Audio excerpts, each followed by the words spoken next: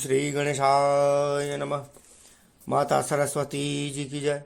भवम भवानी सहितम नमामि। भगवान के अद्भुत चार भुजाधारी रूप को देखकर माता कौशल्या जी आश्चर्यचकित हो गईं। उन्हें मन में खेद हुआ कि उन्होंने साक्षात भगवान को ही पुत्र बना दिया।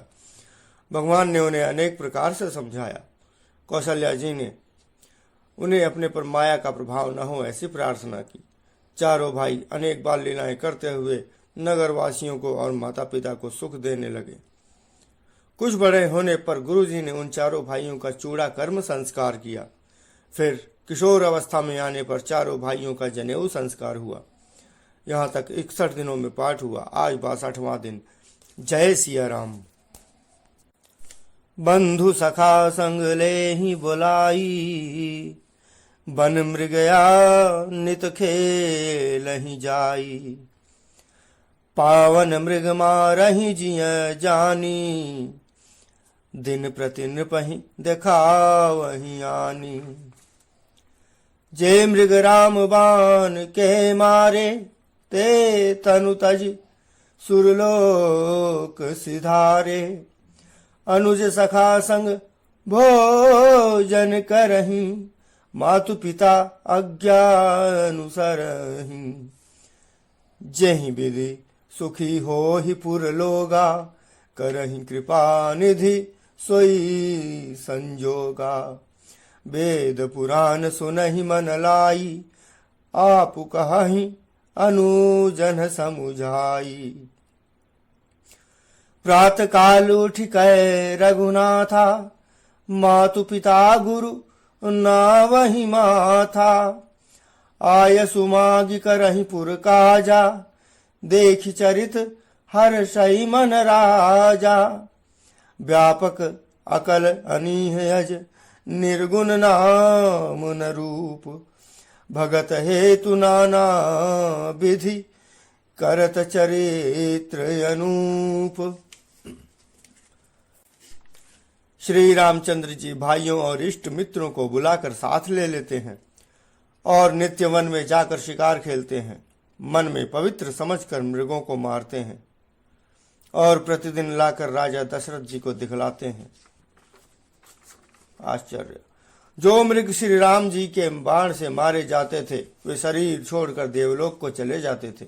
श्री रामचंद्र जी अपने छोटे भाइयों और सखाओं के साथ भोजन करते हैं और माता पिता की आज्ञा का पालन करते हैं।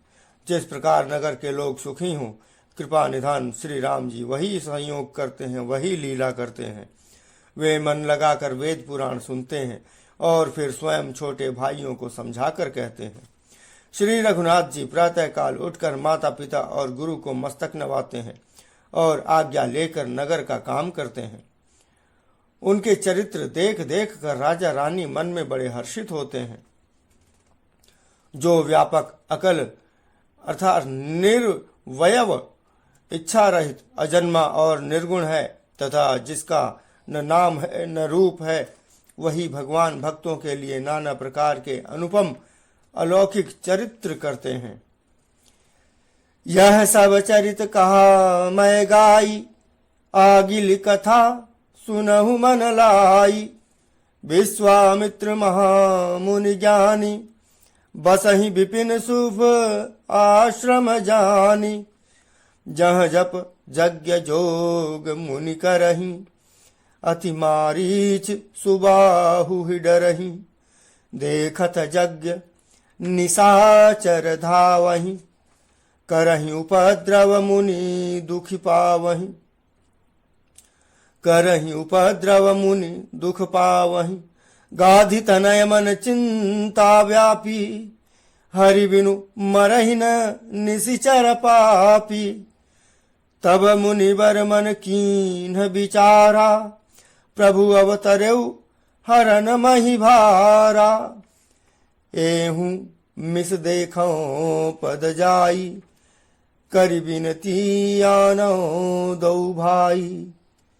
ज्ञान विराग विकल गुण अयना, सो प्रभु दे मैं देखब भरि नयना। बहु विधि करत मनोरथ, जात लागी नहीं बार। करिमज्जन सरऊ जल गए भूप दरबार। यह सब चरित्र मैं गाकर बखान कर कहा, यह सब चरित्र मैंने गाकर बखान कर कहा। अब आगे की कथा मन लगाकर सुनो। ज्ञानी महामुनि विश्वामित्र जी वन में शुभ आश्रम पवित्र स्थान जानकर बसते थे, जहां वे मुनि जप यज्ञ और योग करते थे।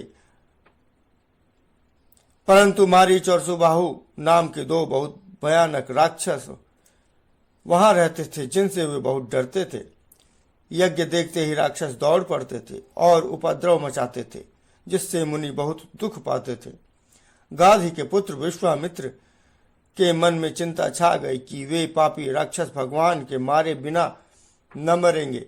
तब श्रेष्ठ मुनि ने मन में विचार किया कि प्रभु ने पृथ्वी का भार हरने के लिए अवतार लिया है, इसी बहाने जाकर मैं उनके चरणों का दर्शन करूंगा और विनती करके दोनों भाइयों को ले आऊंगा।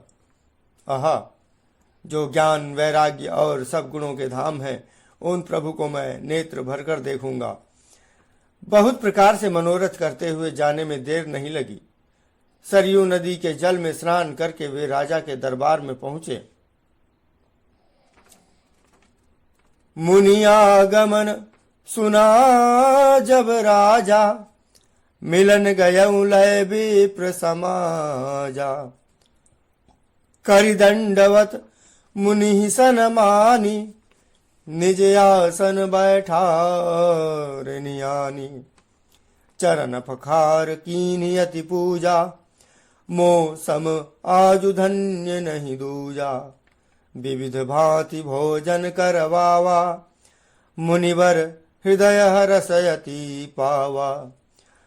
पुनि चरणनि मेले सुतचारी, राम देख मुनि देह बिसारी।